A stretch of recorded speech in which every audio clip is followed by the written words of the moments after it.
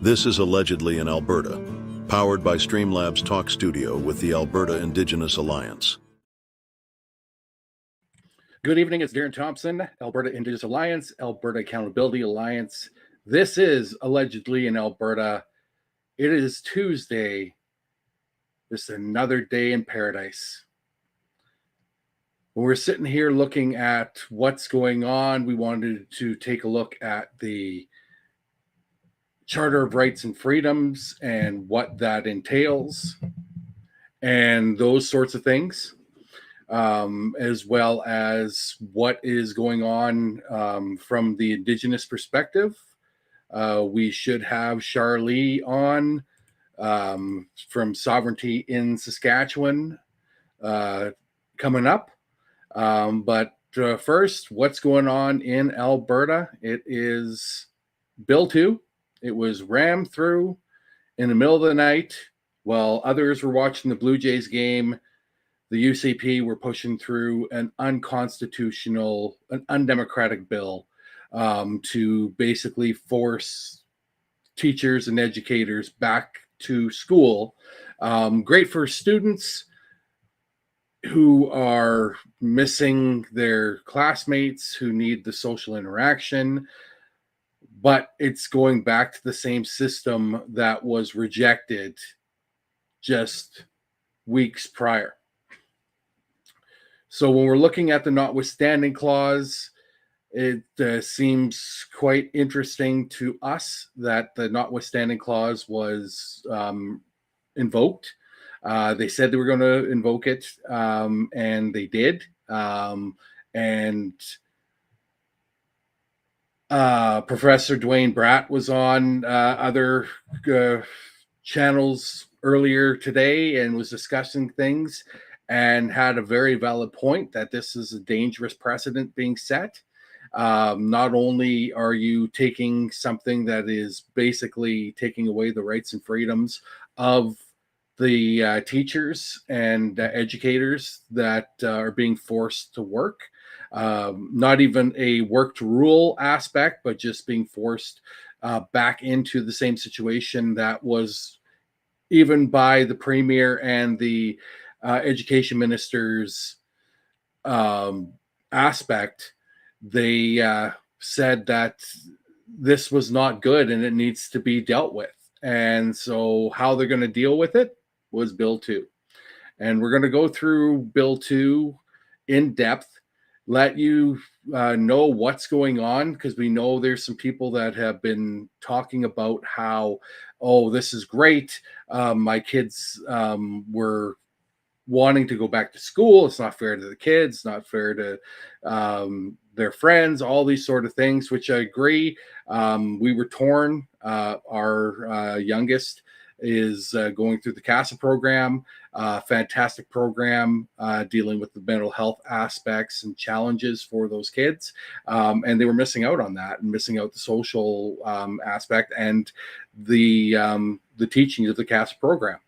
So that was being missed for our own kid. And so we felt that. But as if you've been tuning in the past, you know that I come from an educator family. My wife is a longtime educator. Our friends are longtime educators. We have educators throughout the family and friends, and we've been through this before. We were in British Columbia when the teacher strike was happening. That was one of the big reasons why we moved back to Alberta, was because of the instability of the education system in BC. And while that got better, the one here in Alberta that was world renowned and top of the tier for cross country is now in the toilet. And all of the recent stuff from the UCP can put the blame directly on them for that.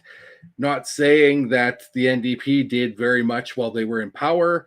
They didn't force the teachers back to work.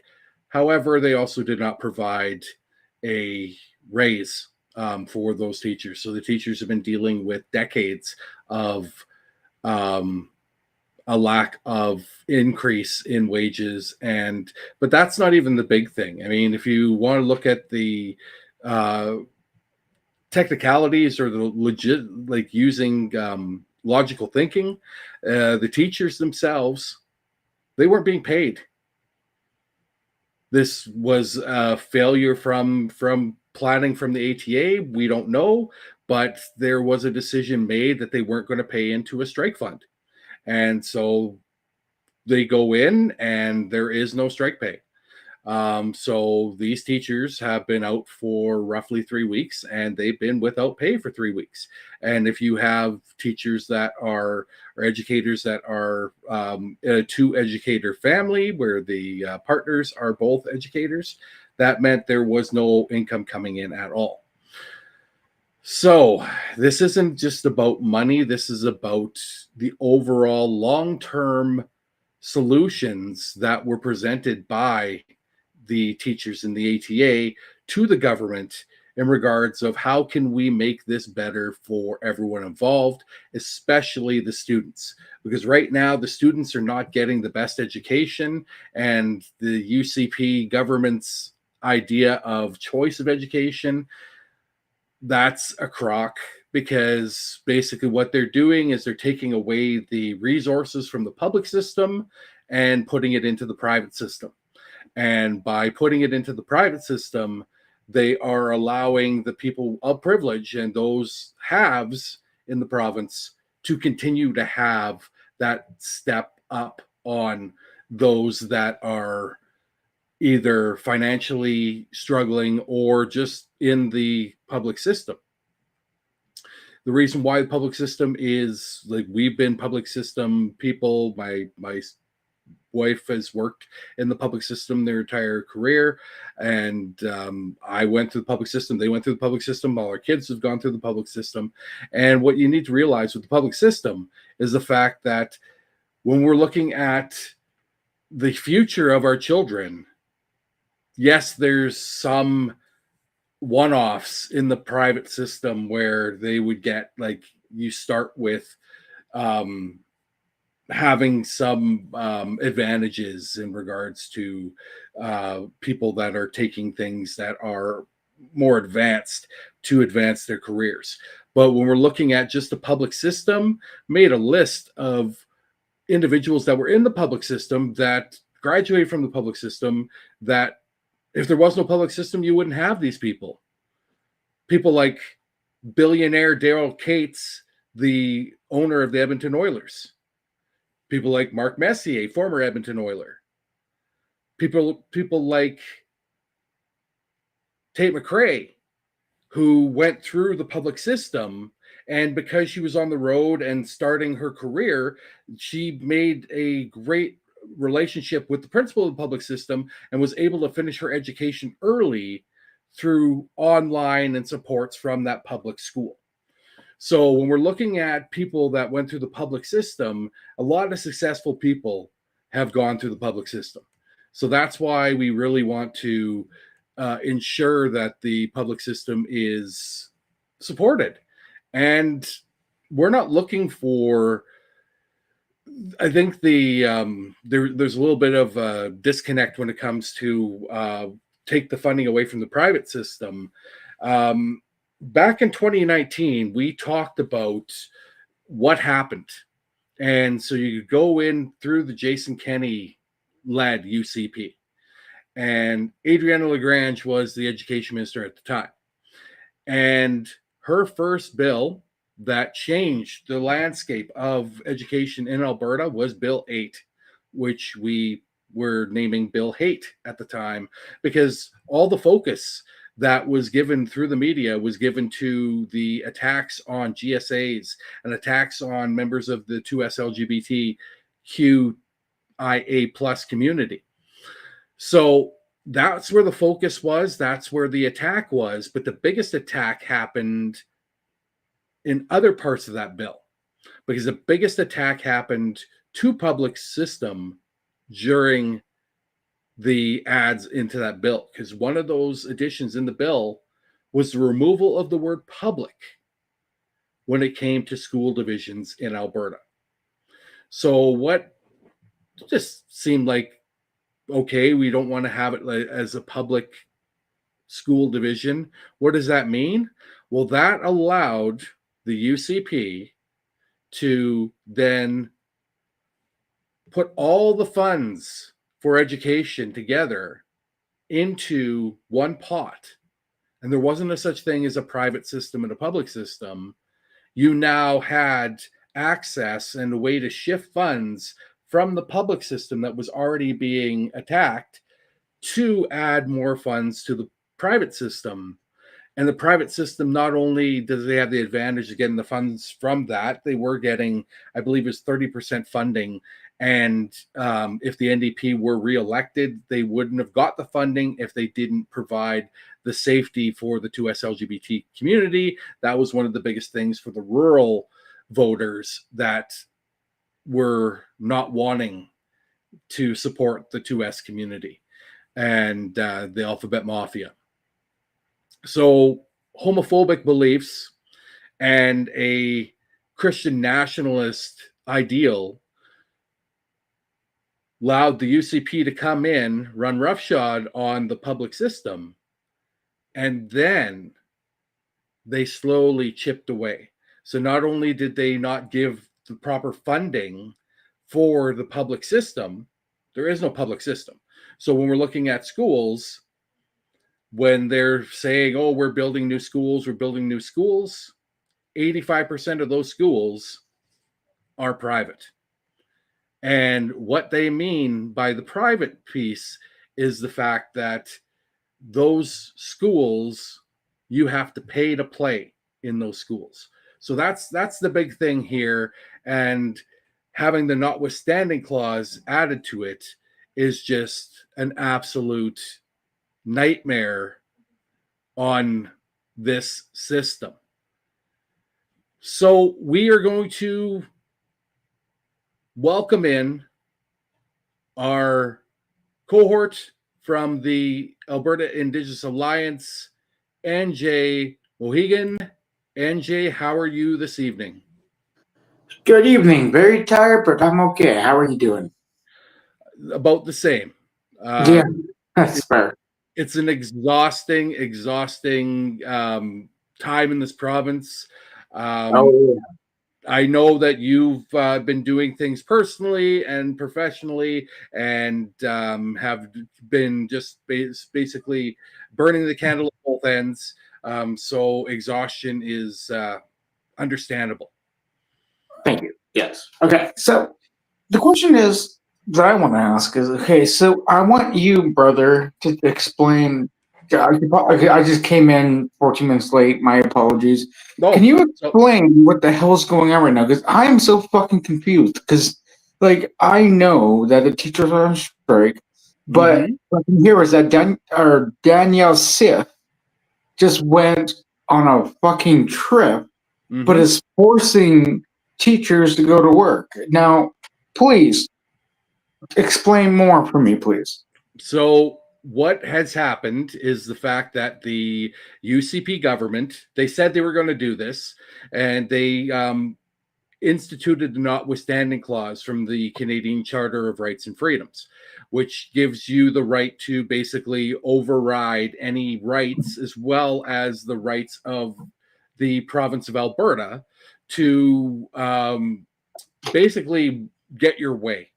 It's a way for governments to do this. It's been done in Saskatchewan in recent years, been done in Ontario. Ontario, it was done to effectively force education assistants back to work.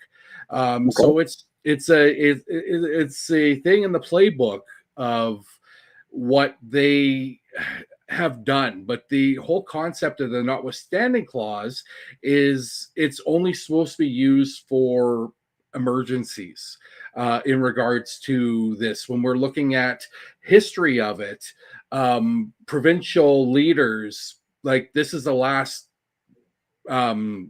line of defense for them. If they were looking at that, it was okay, we've tried everything, so we're just going to use this notwithstanding clause this one time to get things back to the way it should be, or the way that the public wants. So with this notwithstanding clause being used, basically what they're doing is they're not only are they ramming the teachers back into the schools, but they are ignoring the rights of negotiation for the teachers, saying that you have the right to strike or your right to job action, but only until we decide that those rights are valid. And so basically, it's like a fascist state, basic at this point. we're in a dictatorship for sure. Fascism's a little bit darker. I think it's that's a fair point, but the United States. They're telling us what we can or cannot do, right? Yes. And yes. they're saying, well, if you don't fall in line with what we are saying right now, then you should go away. Is that what I'm understanding? Or you will listen to what we say, or we will fine you and we will charge you. So right now, if I know there is some discussion of some educators keeping their kids home from school, or people that are involved in the education system not going back to work tomorrow. If those people decide not to go back to work tomorrow, personally, they will be fined $500 per day. Hold on, $500 per day if they don't go back per person. Okay, so that's per person. And if there's any sort of collusion from the Teachers Association or any sort of union group, it's $500,000. So, whoa, okay, bro, whoa. Like, so when we're standing up for our rights, or sorry, like I say we, but the teachers stand up for their rights. So we're getting paid less than, but then they're expecting us, when we stand our ground, then we have to pay them. Is that correct? They'd be fined. Yes, that is correct. Yeah, so we're paying them. And so for $500 per, like what you just said, sorry, my apologies. No, that's okay. Yeah, we're literally paying them, even though we don't even have the money. Mm-hmm. And then what happens if the teachers don't have the money then? So would they take them to court and then ask and demand like the money back? Like how would that work? It's so confusing. Like, why don't you listen to the teachers, number one? Like, why are we the teach? No, sorry, not we. Sorry. That's okay. Why are the teachers the ones paying them if we resist? It sounds like it's like if you resist us and you go against us, then you must pay us to resist. Yeah, that's what it sounds like to me. It is very much that you have no rights. You have the right to remain silent. You don't have a right to an attorney. You just are stuck with this system that is only basically it's only good for the people that it's good for, right? Which is the government. This is designed to allow them to run roughshod on people and get their way, and to take away the rights of the citizens. And so this starts with this, and this is the danger of this, right?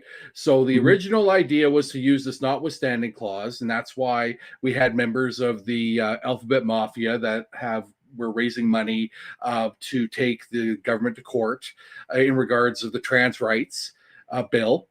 So that's still up in the air. But now that we've used the notwithstanding clause once, this opens the door to normalize it and be able to use it multiple times. So then it becomes, it's not just so when we're looking at people that are the support, for whatever reason, they're still supporting the UCP, because they haven't been affected by it. It is the same. It is the poem of first they came for XYZ, and then there was no one to stand up for me because they took everyone before they came for me. Ultimately, this government's going to take everyone down. Anyone who costs them money or doesn't allow them to have profits over people, then they will be taken out.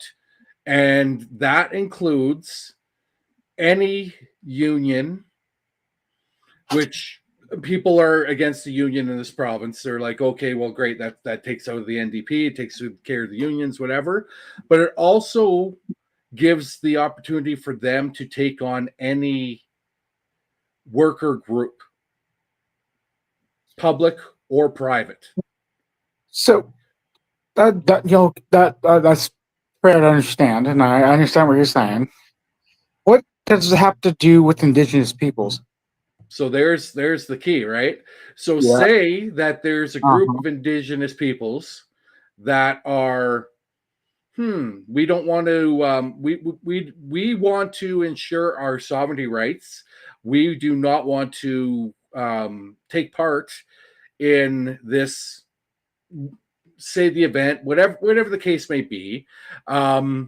So we are going to withdraw our work or withdraw our abilities or our skills from XYZ event. Well, under this clause, the government can come in and say, no, you don't have the right to do that because we've decided that you don't have the right to do that. So we're going to force you. Yeah, brother, this is where I'd say, honestly, this clause, it's so fucking backwards. Pardon my language again, but it's so fucking backwards. Also, they keep forgetting they're on Treaty 6 and 7 land. So this clause, like in my culture, you're allowed to resist. But they're saying you're not allowed to resist. Correct. And it's just like when I found out about it, because my own life personally, but when I found out about it, I was like, what the actual living fuck? Mm-hmm.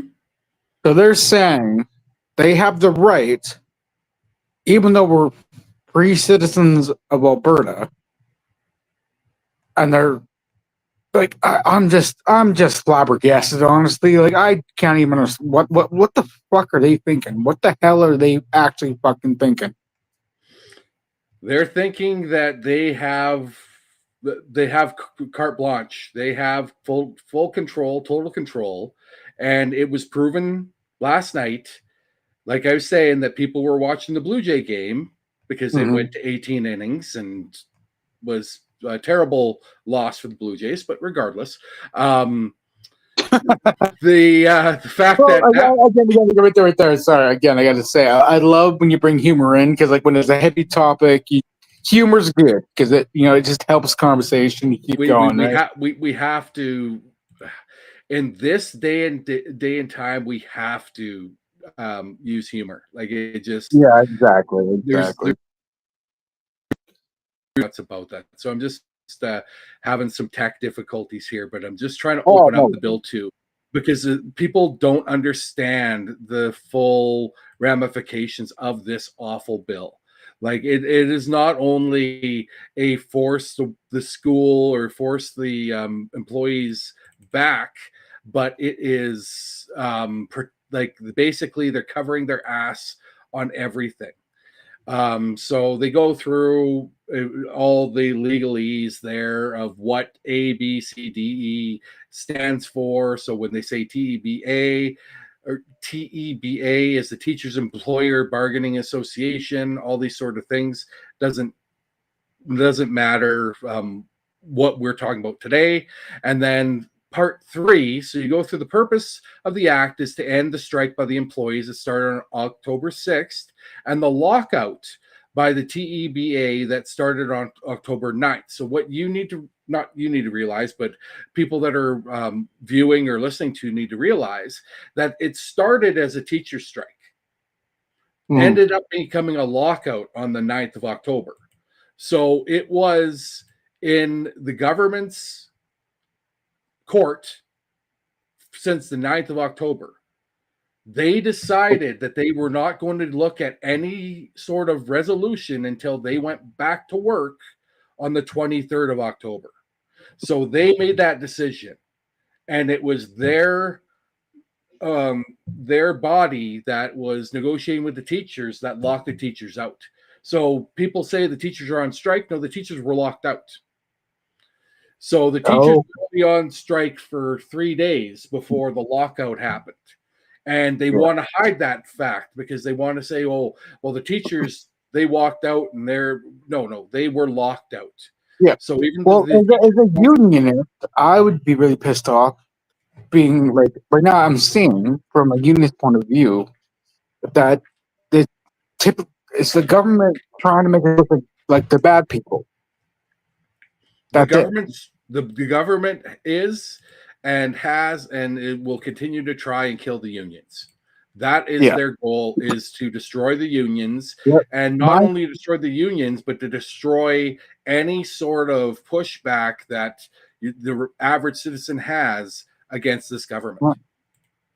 Yeah, apparently my kids are going back to school tomorrow, which is, I found out through a third source, unfortunately, but they're going back to school tomorrow, and I'm like, well, aren't we still fighting for teachers' rights right now? But if what you're saying is actually happening right now, which I'm not disputing you, it's like, that's so wrong. Like, it's totally wrong. So going back to the act here. So as Declaration read the Charter of Bill of Rights and Human Rights Act. This act shall operate notwithstanding sections 2, 7, and 15 of the Canadian Charter of Rights and Freedoms, and B, the Alberta Bill of Rights and the Alberta Human Rights Act. So not only does this affect sections 2, 7, and 15 in the Canadian Charter, but it also directly affects the rights and human rights of Albertans under the acts that were supposed to be followed by this government. So they're calling it a paramount decision that the following acts continue to apply with necessary modifications to the matters to which this act applies, but only to the extent not otherwise provided under this act. Education Act, Labor Relations Code, Public Education Collective Bargaining Act. If a conflict or inconsistency exists between the act and the acts referred to in subsection 1, this act prevails.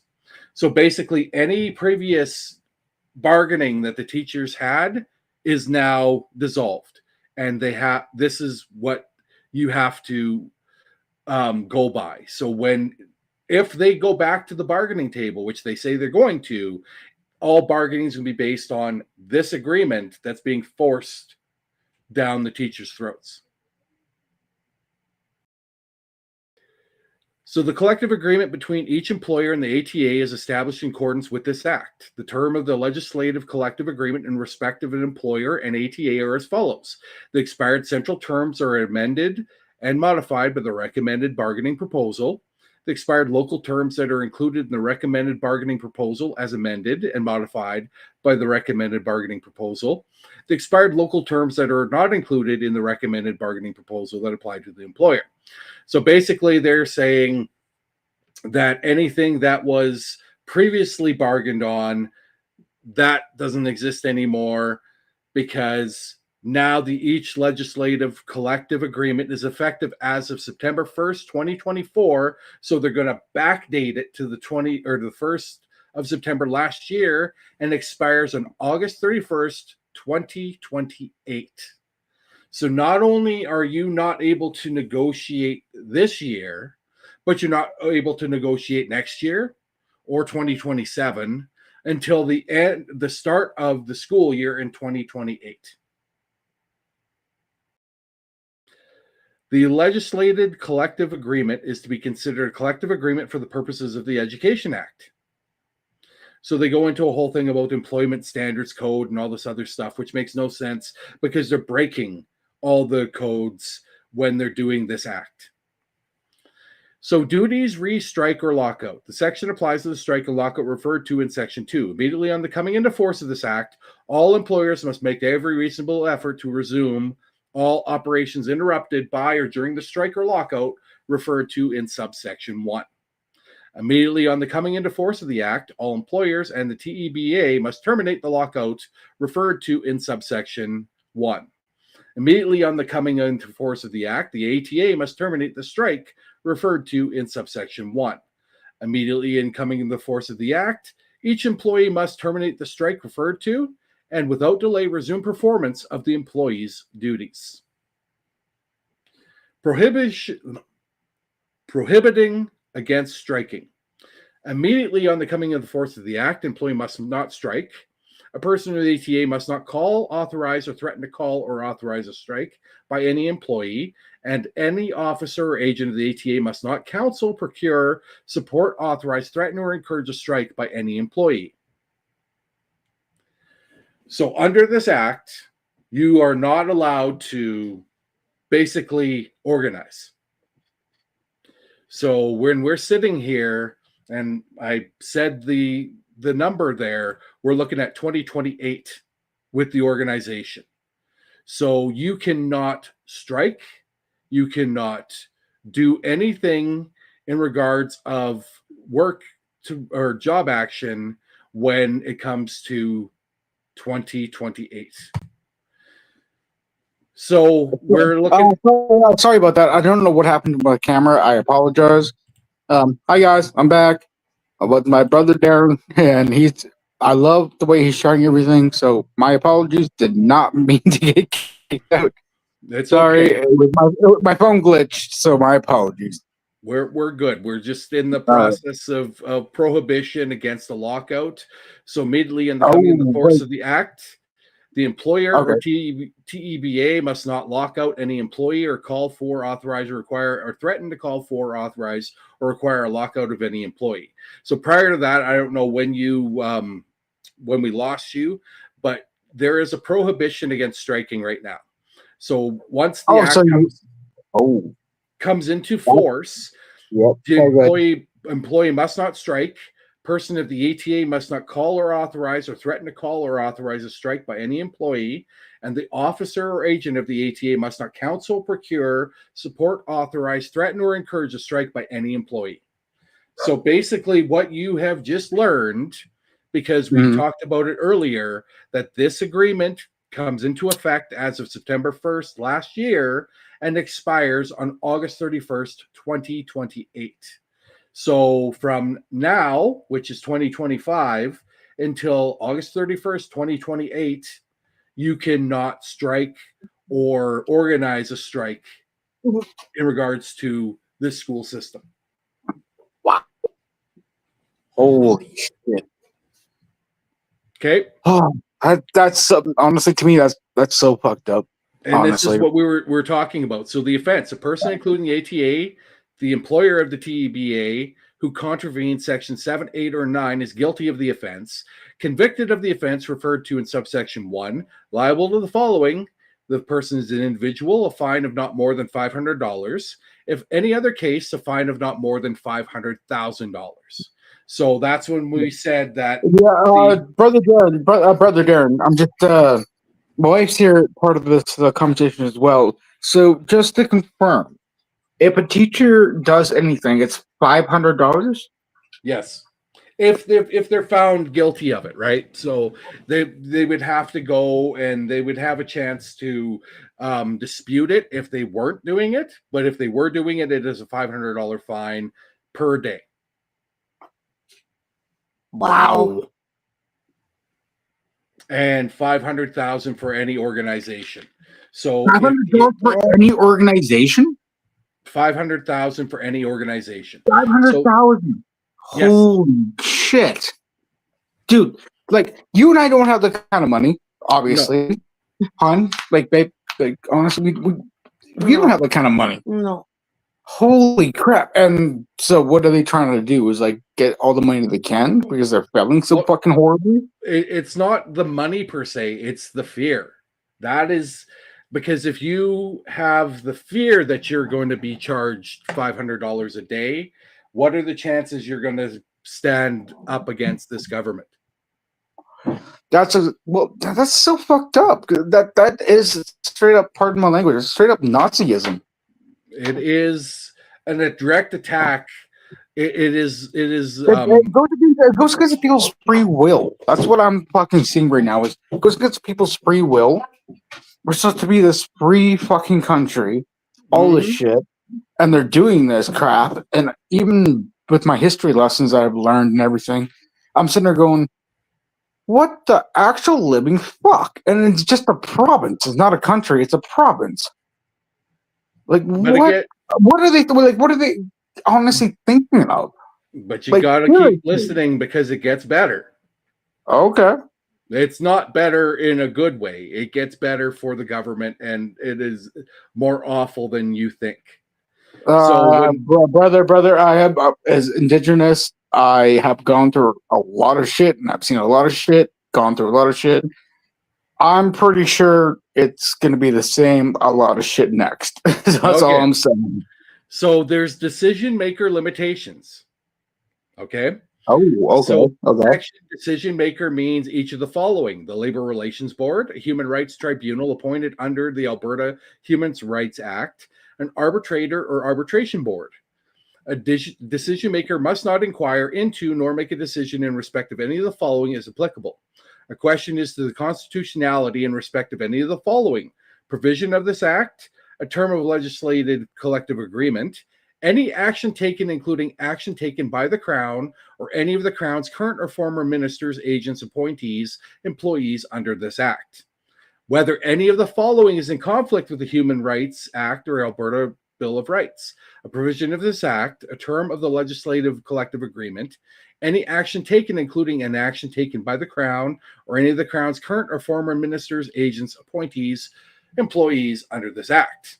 So that's going, okay, we're sitting here going, the decision maker cannot inquire. So all the shit that the government did under the new FOIP restrictions, so you can't get anything under the freedom of information. Now you can't ask them certain things about this unconstitutional bill. That is so fucked up, in my opinion. Like, but it gets worse. Oh my creator! How can it get worse? Because with me, if I want to get some, oh my creator, oh my fucking creator, are you fucking kidding me? No cause of action. This is where it gets worse. No cause of action or other legal basis for a proceeding arises against the Crown or any of the Crown's current or former ministers, agents, appointees, or employees as a direct or indirect result of any of the following: the enactment, amendment, or repeal of the provision of this act, the establishment of a term of a legislative collective agreement, anything done or not done to comply with this act. No proceeding, including a proceeding in contract, restitution, unjust enrichment, tort, misfeasance, bad faith, trust, fiduciary, obligation, or otherwise that is directly or indirectly based on or related to anything referred to in subsection 1 may be brought or maintained against a person referred to in that subsection. So what they're saying is this act is so shitty, you can't do anything to us if this act is found, as it is, a undemocratic act. What the actual living fuck? I don't care. Like I really don't care. You got to wait till the end here. Without limiting the generality of subsections 1 and 2, those subsections apply to a court, arbitral, or administrative proceeding, including any application, claim, or compliant claiming any remedy or relief, including specific performance, injunction, declaratory relief, damages, or any other remedy under the act, or any form of damages or claim to be compensated for any losses, including a loss of earnings, revenue, or profit. What the actual? So, okay. So, brother, you got to explain to me even more clear, because to me it sounds like they're still using the Crown. Yeah, 100%. They are the Crown. Yeah, so they're saying that. Yeah. And they're saying that the Crown cannot be held liable for any of this hardship. What they're doing. Like, so what they do, This causes hardship to the teachers or educators or anyone else, because remember, this is the template, right? So this is number one, is to get the educators to All right. lock Well, everyone down. I just want to clarify for our podcast listeners, they're literally still using the crown as the basis to get this shit passed through. Yes, but they're not saying they're the crown, right? So Oh they're my claiming God. they're claiming they're a secondary group, even though Well, the only way this goes through is them being the crown. they're not the crown though, because like this goes back to why my group was created. Indigenous Sovereignty in Alberta and the indigenous population of entire Canada. It's because we worked with the crown from England, and they're saying, Yes, and they're overstepping us, and they're saying like, well, we will use the crown when it fucking suits them. It's like, are you fucking kidding me? so this is the same person who says that the crown, like that Canada is useless and that Alberta needs to separate from Canada. But when it can hold people down and weaponize the crown, she's the first one to do it. Which is disgusting in my behavior. Like, not behavior, sorry. Sorry, because I'm so frustrated right now. I know. Fucking, it's disgusting. Like, okay, so on one hand, you want an independent Alberta, but then in the next same breath, you'll use the crown as a threat against Albertan citizens. Yep. Make that make sense. Like, I'm just sitting there going, like, what the fuck's wrong with you? The problem comes in. No, I understand. The problem that we face right now is the fact that you have a lot of people under the guise of rights and freedoms that have put this monster in place that want certain things that they are doing. Yep. And there's no repercussions for those people. Those people are using this as their weapon. They're weaponizing Smith under the whole, they threaten her that they're going to get enough members to the AGM and have her voted out if she doesn't follow their rules. But the rules only, like, it's rules for thee, not for me. So yeah, exactly. So that's where I'm also want to step in real quick here. That's what I'm seeing. It's, if it works for me, it's better. But if it's sit against me, it doesn't work. And I'm sitting there going like, okay, most of the people doing this crap are, again, to all our followers, no offense, it's white people. It them feeling like they're so under threat and all this crap. And it's people who actually are on the front lines for the teachers and stuff like that, and the teachers too, who are out there because they want actual rights. What you're seeing right now is the power play by the white Christian Zionist colonizers. Thank you, my creator, brother. Thank you. For fuck's sake. Finally, someone's fucking saying it. Thank you. Thank you. So, and I really appreciate that. Thank you. So but that is what you're seeing. That is the play. That is why they push the religious rhetoric, why they're pushing the rights for religion in schools. They're not pushing the rights for all religions in schools. They're not talking about adding indigenous spirituality in schools. Yeah, they're not talking about. Yeah, like even when I come on, like talk to my own kids, my own youngins, they don't get indigenous teachings. Like there's no smudging, there's no nothing at all. And they're just like, well, my daddy's indigenous. He has long hair, and he's there like promoting indigenous sovereignty. But like, why like every day it's always like, well, read the Bible. Here's is Ezekiel, or there's Genesis, or revelations of like hellfire and shit. It's like, what the fuck are you guys doing? Mm-hmm. Like, yeah, continue. Go ahead.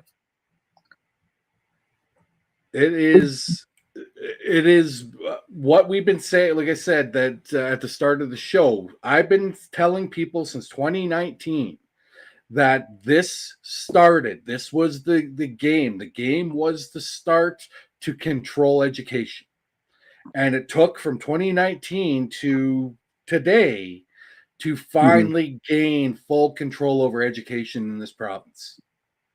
Oh my creator. Okay, They played the you're telling long me game. that, so guys, so you're telling me that my kids go to school, they're not gonna even understand what Cree or Blackfoot means. Like, is that like what I'm hearing? Like, not you. I'm asking about the government when they're putting this educational pressure. Well, it's not So only the educational pressure. That the fact is they're instituting new curriculums, and the new oh, fuck. curriculums were written by racists Yeah. and white So Christian Zionists. they won't understand or learn about like residential schools, foster homes. Like, you don't even know like their own dad that went through like a lot of my own shit that I had to go through in foster home. No, Like, they won't know about it. So you're saying that they're pushing this agenda that erases even just my own children's fucking history. and not to denigrate the experiences at all, but this is very much shadowing a residential school ideal of wiping out culture and wiping out the spirituality and pushing Christian nationalism. That is exactly what they did in residential schools. So I agree with you. They're pushing. Well, like I said, our friend Shar posted today that the top song in 1997 was this, and in 1997 she was at the LeBret residential school. Oh fuck! So 1997 in Saskatchewan, residential schools were still running. So okay. So when people are saying, "Oh, that was hundreds of years ago," Yeah, well, no. just give me a second here. Just give me a second, because this is I know about this information, not from Char, but from their other. It's not the past. No. And I think people I get pissed off when they say it's in the past. I'm like, I am the first generation after residential school with my family. Yeah. I'm also the first generation inside foster home. It's not history. It's not fucking history. It's what life. I dealt with. Yep, and it was proven by the Canadian government too that it was not just history, or I was making it up. I'm like, fuck's sake. And then now they're trying to change it again back to Christian ideologies. I'm like, what the hell's wrong with you guys? Like, did you not learn? Like, have you not learned from history? No. Like, seriously. Remember, people that don't learn from history will repeat it. And that's what we're doing right now in society, is we're repeating history. And no matter how many of us speak out against the system, there's those that are just supposed allies.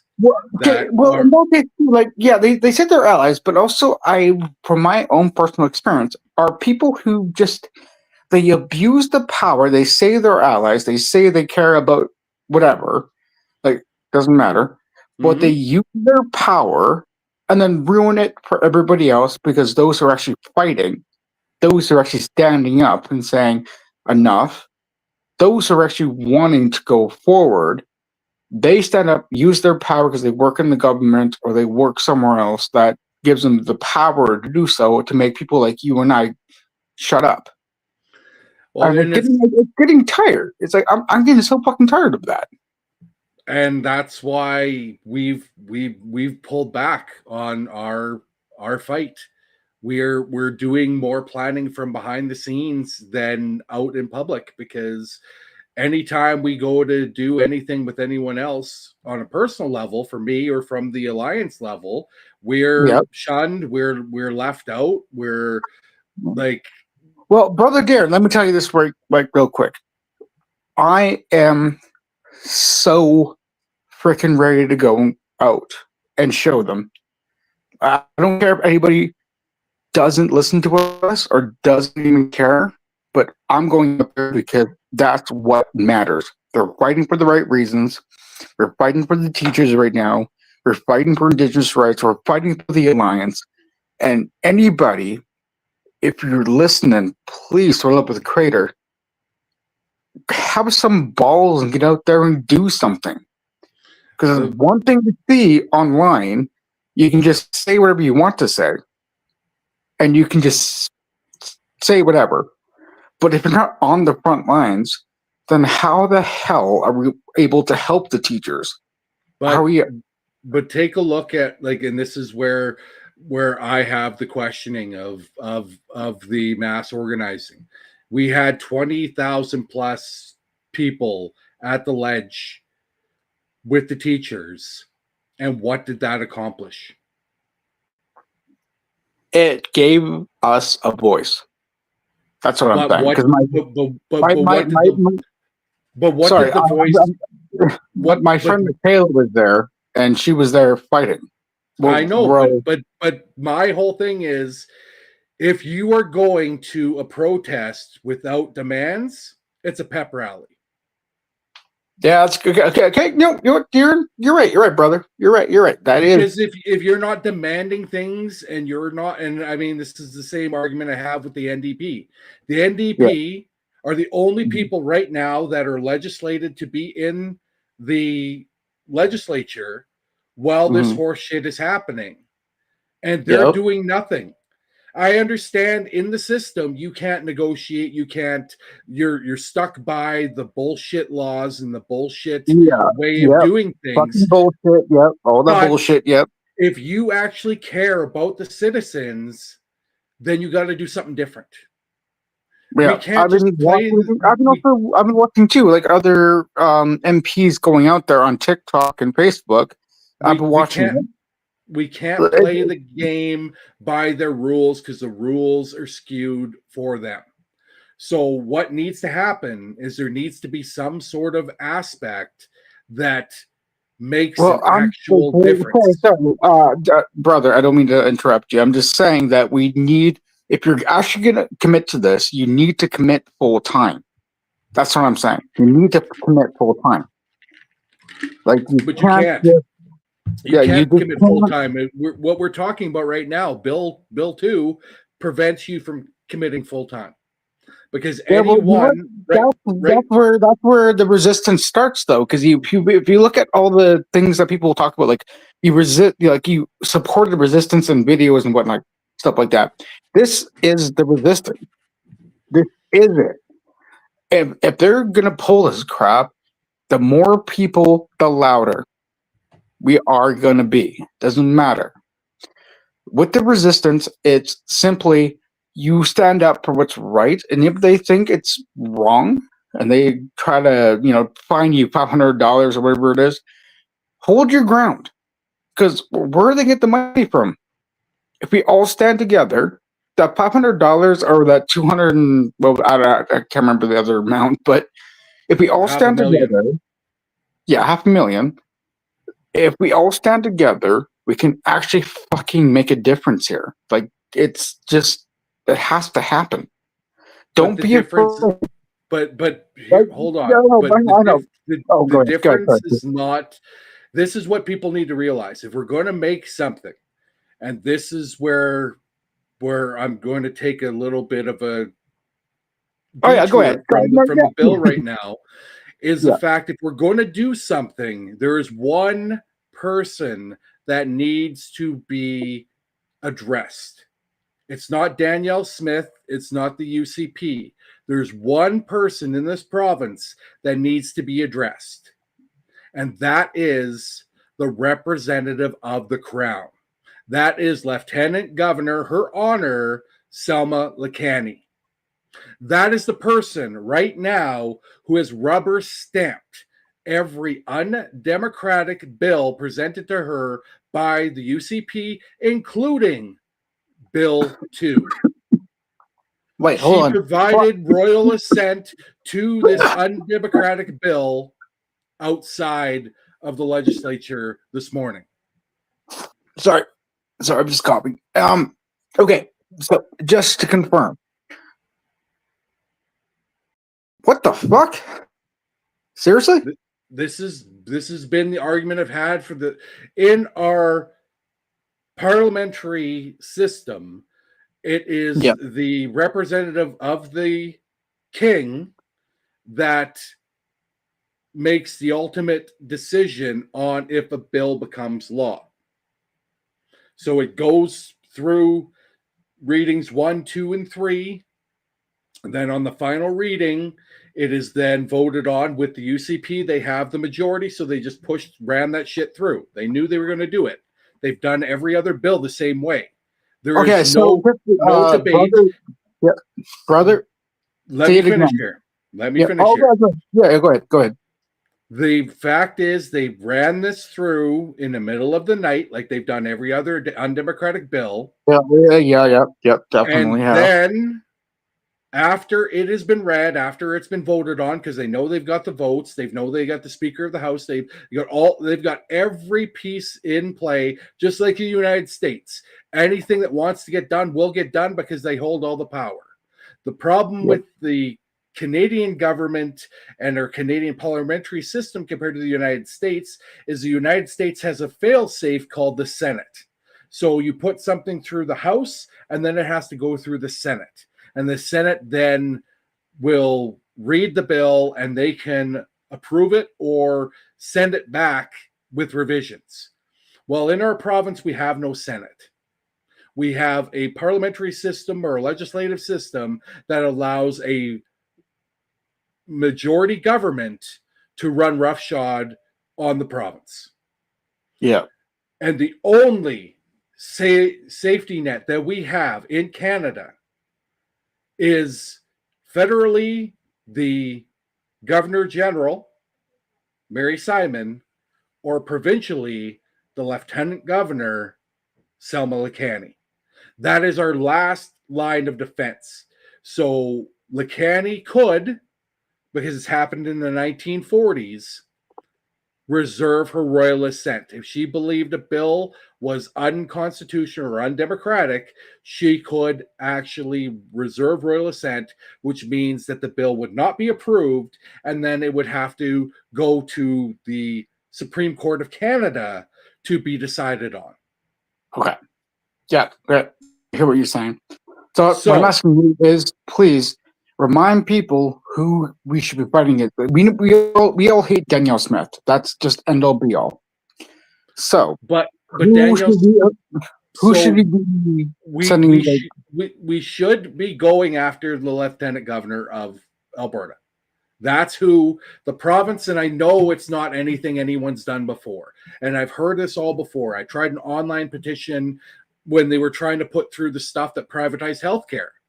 I tried to do this. People didn't listen. They're like, oh, this isn't how you do it. You have to send a letter to your MLA and you have to do this, that, and the other thing. Fuck the letters to the MLA. They don't work. They don't read them. They don't give a shit. Fuck joining the NDP because they can't fucking do anything right now. They have no power. The only power in this province is the government, and the only way to stop the government is to have the Lieutenant Governor stop rubber stamping the bullshit bills. That's it. Yeah, that's all we have. So now, as you are listening here, I call you out to say, if you have legal experience, if you are a lawyer or you have legal aid, we need to figure out a way to fight this system. And I know right now it's going to be a fight that no one's going to want to take on, because basically what we're going to be fighting is the crown. So, sorry. Let me know when you're done, and then I'll say my piece. When we're looking at fighting the crown, that is unprecedented movement. Right now, I'm just going to be quick and let you join and have your say. Of course, I don't want to take over. I know. But No.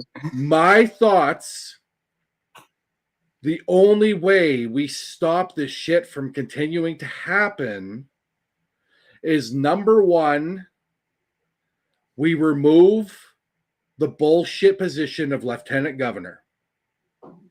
Because all it is a figurehead position. We're paying tax dollars for this person to go to all these little events and pretend that she cares about Indigenous people, or pretend that she cares about the trans community, or pretend she cares about Albertans. Because if she cared one fucking bit, she wouldn't have signed her name or had her representative sign their name to approve that fucking bill. Number two, the only way we get past that is once that person is removed, we then create a Senate every province and territory. But unlike the bullshit Senate that we have federally, those senators have to be 75% of those senators have to be Indigenous. And every one of the motherfuckers has to be elected. No more appointing senators. No more fucking gifting someone a job. This is bullshit.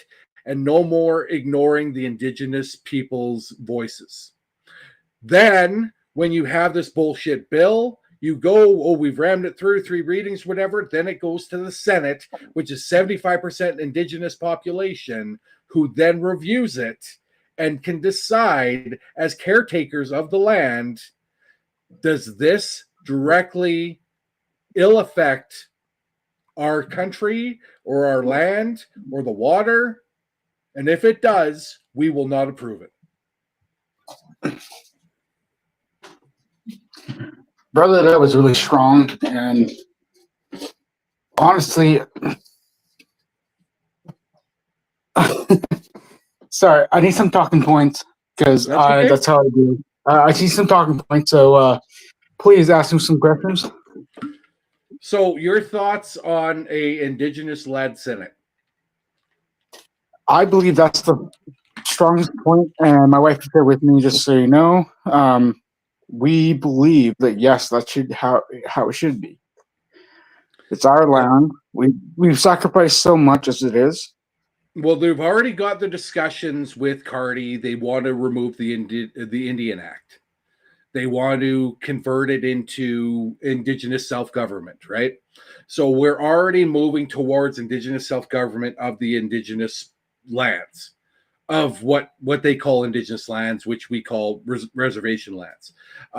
But this would give representation of the Indigenous peoples in all communities. So anywhere you have an MLA, you also have an Indigenous representative on the Senate.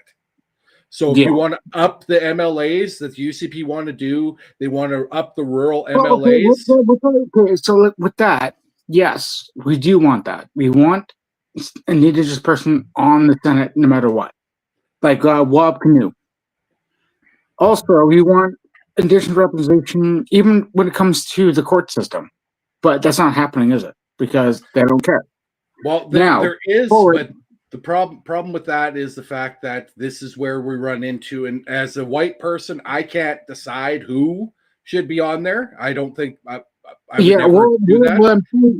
What I'm saying though is, if it's our voice going to be used right now, is simply we want Indigenous representation on every single level. Doesn't matter. Like in the courts, yes, definitely. When it comes to federal, yes. Provincial, definitely, because right now they're trying to separate, but they're on Indigenous land. When it comes to all these rulings, too, as well, there has to be somebody. And the people, like the white people that come in, pardon my language, and I don't mean to be rude, but the white people that come in have to understand the culture because this is not their land. I'm getting so sick and tired of hearing people saying obviously it's Canadian land, but they say, well, it's our land, we got this, whatever. I'm saying, like, if you want to represent us and you want to lead us and you want to be a leader, you need to understand Indigenous culture, number one. That's it. That's it. And no deal. And yes, we will always work with you if you have a different culture. So if you, like, we smudge or like you pray, then we'll work with you. But number one, it's Indigenous land, and that's how it should be. All like overall, like these bills that are coming through, with this Governor General, same thing. Like if they actually were Canadian, they would understand they're on Indigenous land. But it seems like nobody understands that. Nobody understands that they're living on our land, and that they are guests here. But the problem we run into, and you brought up the Governor General, that is a problem, right? Everyone celebrated when Mary Simon, who is Inuit and Métis. Stop. But that's the celebration of having that representation, and she's just gone and taken the payments like everyone else before her. Yes. Okay. So my wife, who we just got married this past weekend, she's in Inuit. So let person to invite my wife into this conversation. Sure. All right.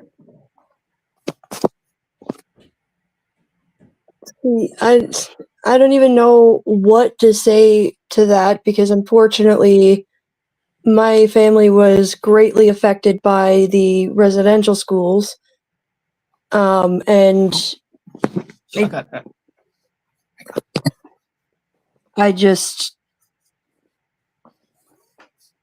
I don't know.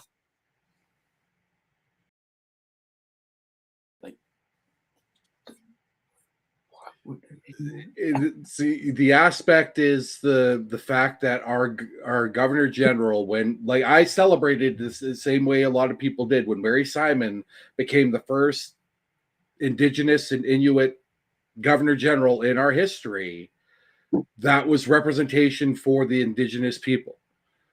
Unfortunately, she's not doing anything different than the rest of the people.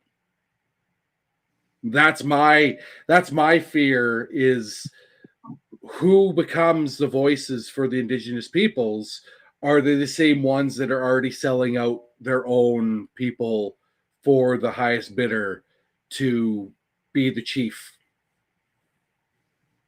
Okay, well, is there any proof of what she's doing with the money that she's taken?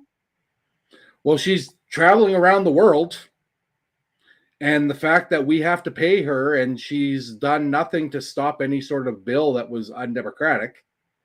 So Do you mind if I ask what the proof is that she's not doing anything to stop it? Because she could be working from the inside. She might not be making it obvious, but she could be trying.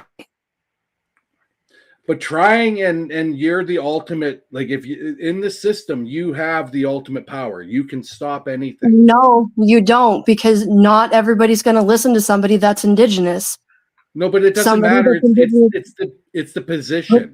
But somebody hold on. Somebody that's Indigenous is going to go in and they're going to do their best.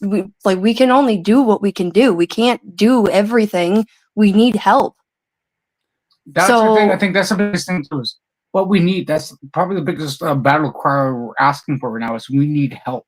So for Indigenous, of course, the white government will definitely utilize us and tokenize us, and like it's abhorring to me to know that a Nook woman did this. My wife's a Nook. Mm-hmm. It's abhorring. So why won't people step up and be like, okay, they're not the ones, because we're always the fall guy when it comes to this kind of situation. Any Indigenous person, we're always the fall person. Doesn't matter. Yep. Like even if a white person took in like tens of thousands of dollars, it's always the Indigenous person, because they say, look, they scammed the money, they took all this kind of shit. Like it doesn't make any sense. Like why? Like why isn't a white person being held accountable? We're saying the position itself. Now, I'm saying the fact is that it was promoted of her being a Nook and being representation, and her claiming that she represents the people. If she represents the people, why the hell are people still have no homes? Why the hell? Hold on. Listen to my wife, please.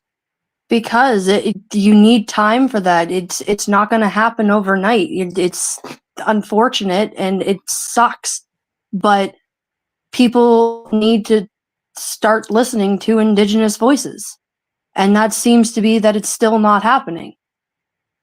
Yeah. So being like with what you said with the person, people need to start listening. That's the biggest thing. Start listening. The biggest thing right now is the system doesn't work. That's the biggest thing. Yeah, no, exactly. It doesn't work out in the slightest. So that's the key. This is my point. It's not against, like, I have nothing against the fact that Mary Simon is Indigenous. I was proud to have that representation. I was very disappointed that she became just another figurehead and goes and travels the world as a representative. Like, that position is a horrible position. As your representative of the king, you're representative of the colonizing system. You're paid hundreds of thousands of dollars and have servants and whatever that are paid by the Canadian taxpayers. Slow down. No, listen. It doesn't matter who has the position. Every one of them has been awful, from who's in there now to the white people to the black people. Like, that position is awful, and that position should be eliminated. Actually, I'm gonna say I actually do kind of agree with that. Because, yeah, same. I agree with that as well. Yeah, because like you said, the system is broken, so we need a new. Yeah, and system. We shouldn't be tokenized. No, we shouldn't.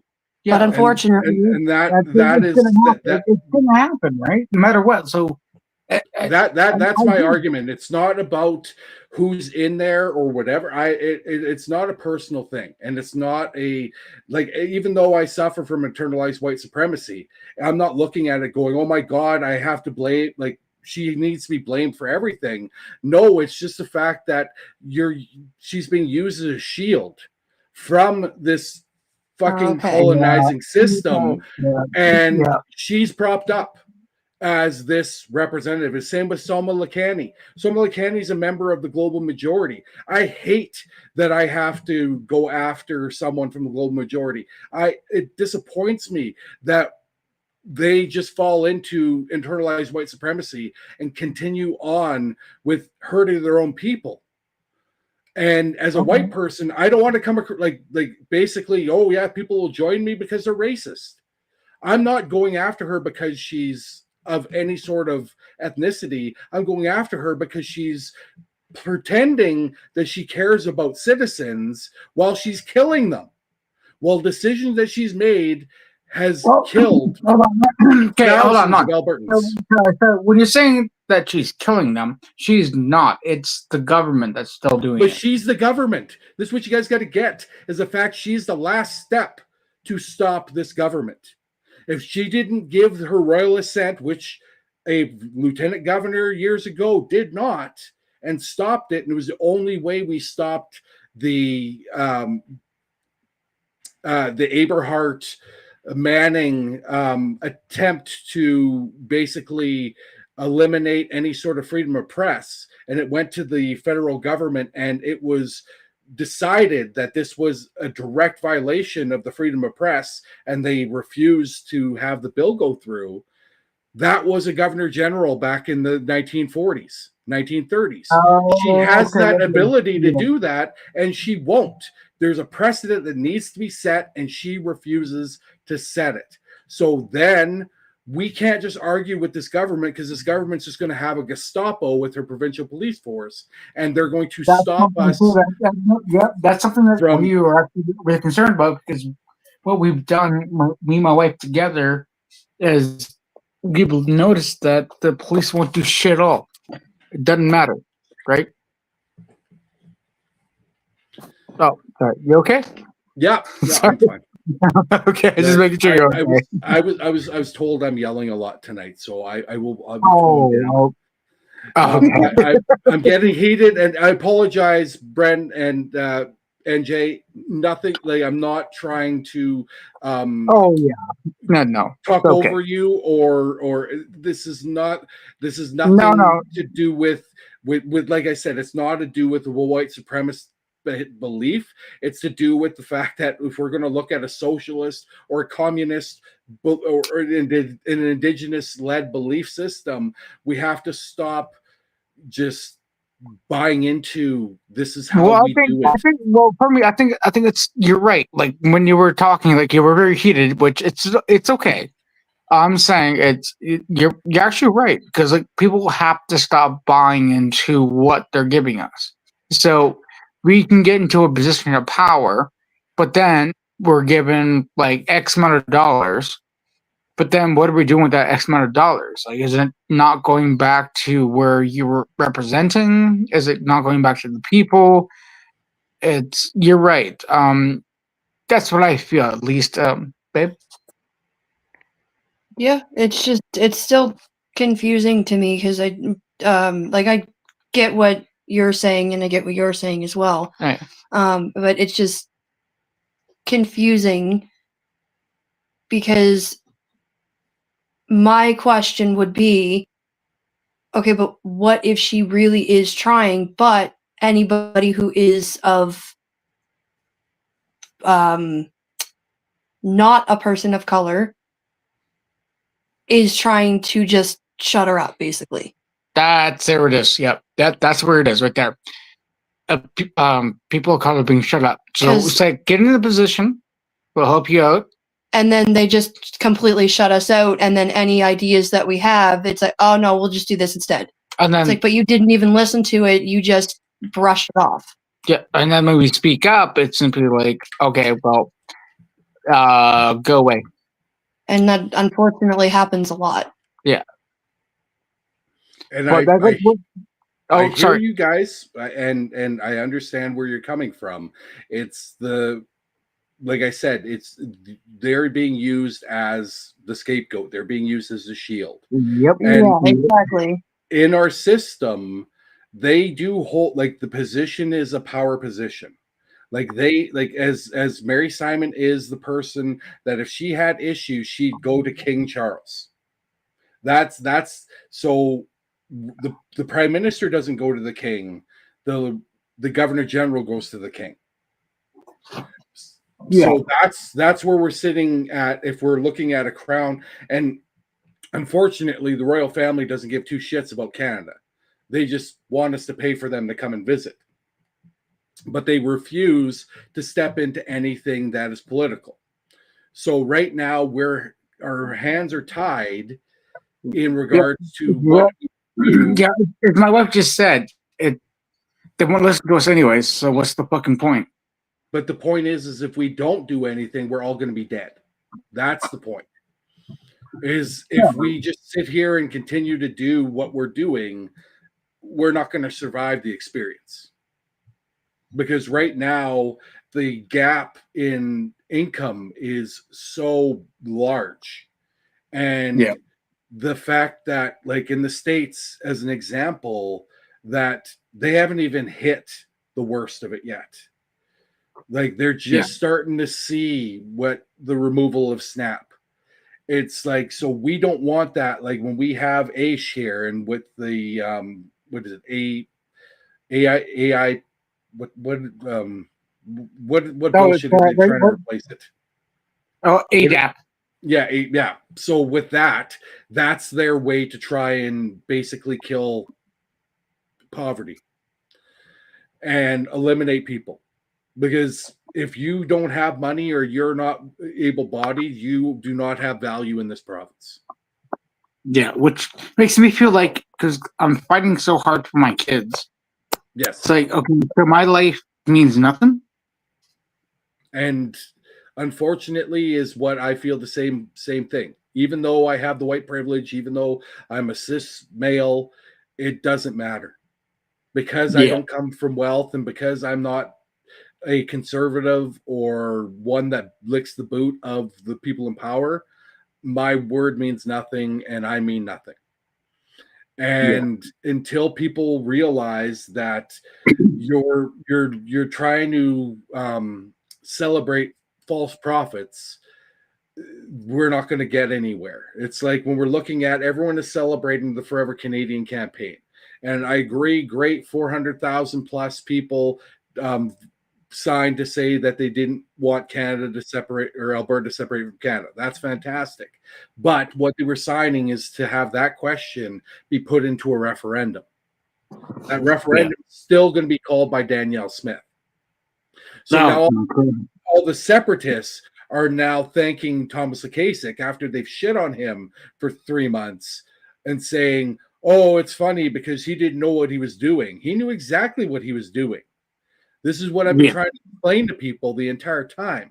This was not about saving Alberta from leaving Canada. This is about putting a question to a referendum that's going to be decided by Danielle Smith in the UCP. It's just like the next one where it's going to be, should we have private funding or public education funding for private schools? That's another question that's going to be added to a referendum, and it doesn't matter because all they're going to do is have people grift off it. Like as much as Thomas Kasich did a good job, got 400,000 things, he was in a freaking RV getting money and donations and being basically a paid vacation to travel across. And then also, like, well, as well, to make it very clear, my wife and I just got married, but we have no support. Nobody ever said thank you and helped us to get a honeymoon, but he can get thousands and thousands of dollars. Like, that is such bullshit. Like, okay, so you're saying, not you, but him, he's saying, okay, well, help me, but he can take an RV and go on all these trips, 20, 30, 40, 50, even $1 million. And my wife and I are sitting there going like, what the fuck?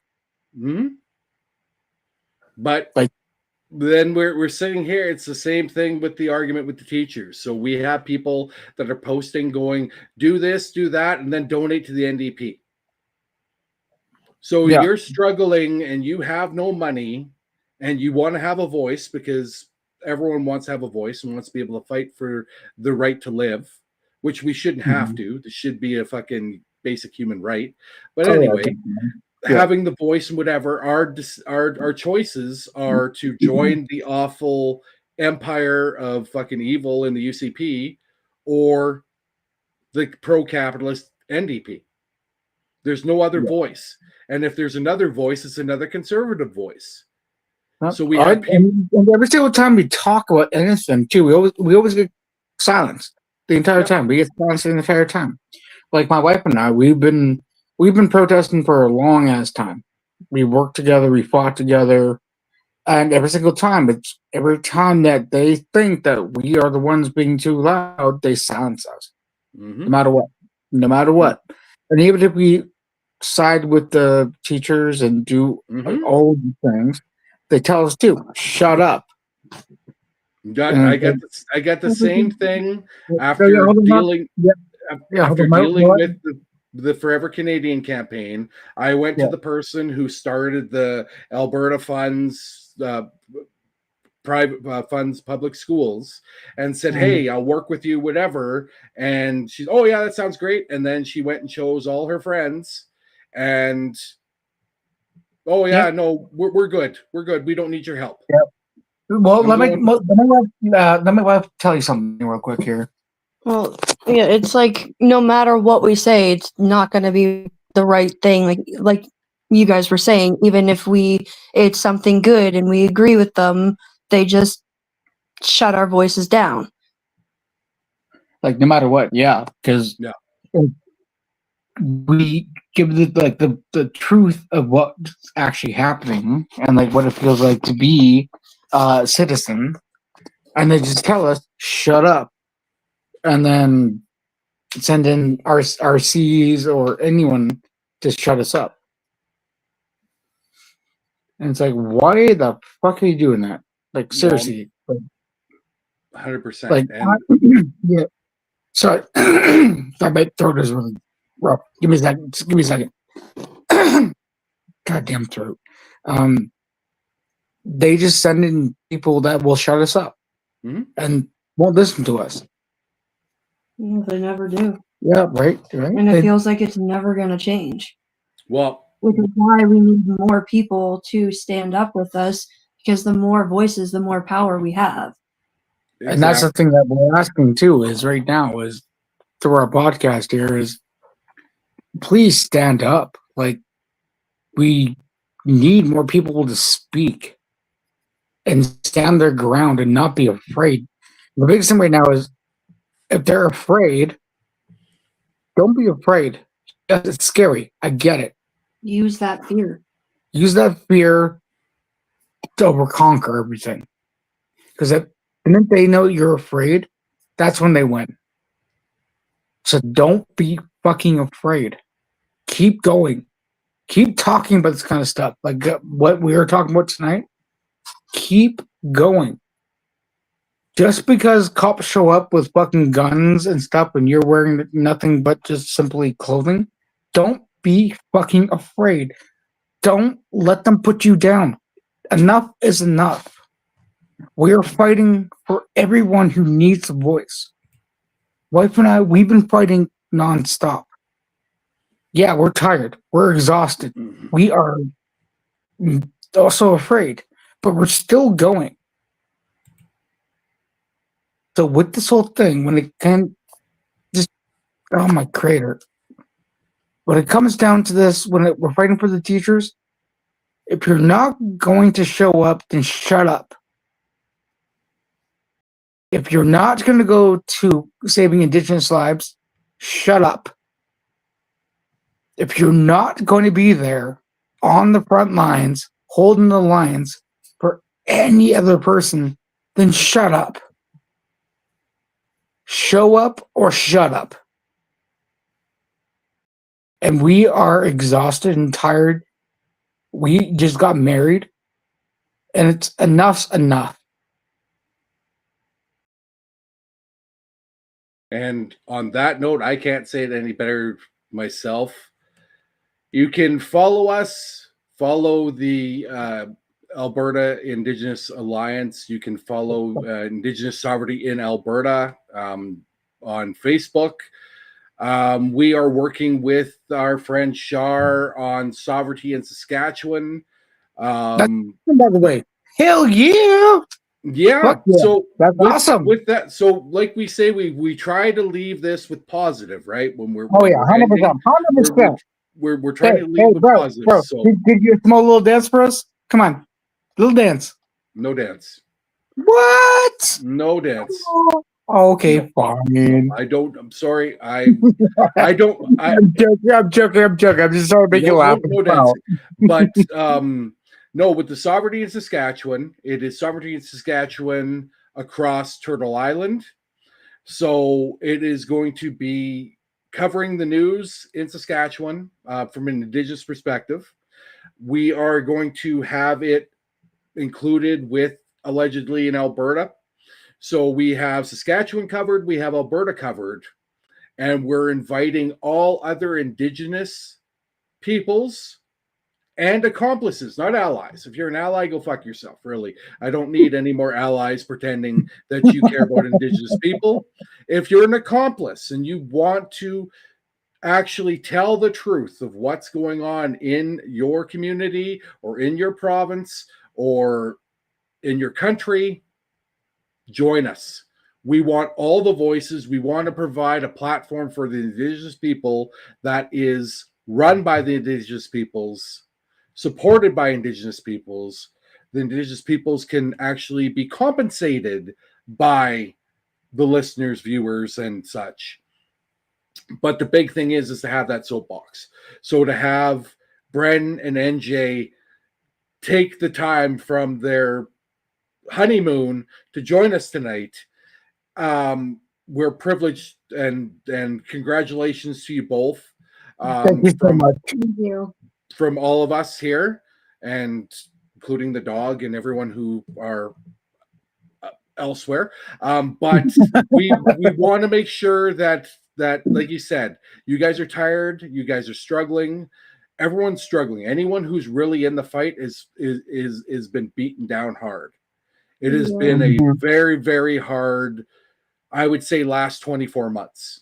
Like we're sitting 2 years, and people say, "Oh, it was all Trump." I said, "Yeah, Trump has really made it really bad, but it started here in Canada shortly after COVID, and we haven't come back from that.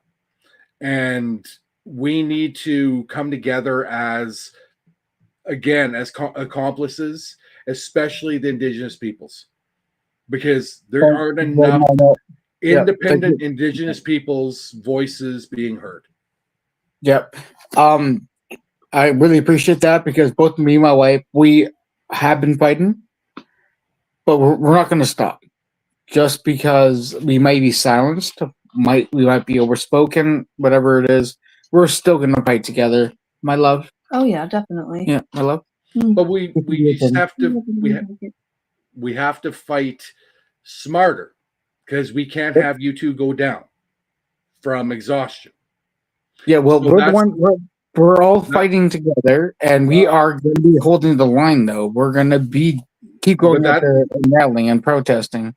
Again, we have to make sure we're taking care of our, like, self-care has to come in first, because we're not good to anyone. As you can tell, I missed 2 weeks of shows because my body was not there. So I had to take the time off myself, and it's hard because I just want to keep fighting. But knowing that my body can't handle that anymore, and I'm not on the line every day. I'm out doing other things, but I'm not on the line every day like you guys have been. And I'm exhausted. And my family's exhausted. And you got like everyone is tired. So we have to regroup and come up with a different plan on how we move forward. And I think one of those steps is to ensure we can collaborate with Indigenous peoples across the board and be able to provide the voices and find the truth, because a lot of the shit coming out in the media is not true. And even if it's covering Indigenous stories, it's covering it from a white perspective. And we don't need that anymore. We don't need any capitalist bullshit. We don't need a white perspective. And I was just thinking about it, like when years ago, when Trudeau decided that we're going to change the national anthem from All Thy Sons to All of Us, he missed one major line that could have changed everything. So when you go, "Oh Canada, our home on native land," not and native land, but our home on native land. Right 100%. Away, you are then acknowledging Indigenous sovereignty from the first bar of "O Canada." You would have done that, we would have been in a different state, because people wouldn't be able to claim this bullshit about, "Oh, you're just Indigenous. Yeah, you had your rights," or whatever. We want to talk about all of us. Well, all of us live on Indigenous land. Mm-hmm. Yep. Tapwe, which means Tapwe, and Cree means truth. Tapwe. So as we continue to learn our truth and our Tapwe, we will sign off here from Treaty 6 in Lacombe. I'm DT. My name is NJ, and this is my wife, Bren. And we're glad to be with you guys, and we hope to see you guys next week. Have a good rest of your week. This has been Allegedly in Alberta. Authorized by Alberta Accountability Alliance, abpolica@gmail.com.